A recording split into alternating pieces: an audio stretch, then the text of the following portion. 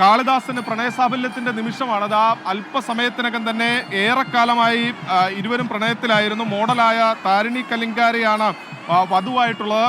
താരിണിയും അതുപോലെ തന്നെ കാളിദാസനും ഏറെക്കാലമായുള്ള പ്രണയം. ആ പ്രണയത്തിന്റെ സാഫല്യ നിമിഷത്തിനാണ് ഗുരുവായൂരിലെ ക്ഷേത്രനട സാക്ഷ്യം വഹിക്കുന്നത്.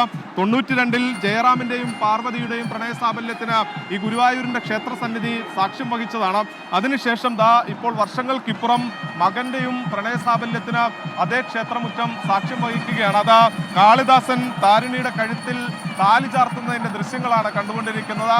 ഏറെക്കാലത്തെ പ്രണയം, ആ പ്രണയ സാഫല്യത്തിലേക്ക് കാളിദാസൻ എത്തിയിരിക്കുന്നു. ഗുരുവായൂർ ക്ഷേത്രമുറ്റത്ത് ഗുരുവായൂരപ്പന്റെ അമ്പലനടയിൽ കാളിദാസന് പ്രണയസാഫല്യത്തിന്റെ നിമിഷമാണ്. 92-ൽ ജയറാമും പാർവതിയും താലിമാല ചാർത്തിയ അതേ ക്ഷേത്രസന്നിധിയിൽ മകനും താലിമാല ചാർത്താൻ അവസരം ലഭിക്കുന്നു. അങ്ങനെ രാജാക്കന്മാരുടെ, അതായത് നിരവധി സിനിമാ താരങ്ങളടക്കം സാക്ഷിയാക്കിക്കൊണ്ടാണ് ഇപ്പോൾ ഈ കാളിദാസന്റെ വിവാഹ ചടങ്ങുകൾ പൂർത്തിയായിരിക്കുന്നത്. എന്തായാലും താലിമാല ചാർത്തിയിരിക്കുന്നു.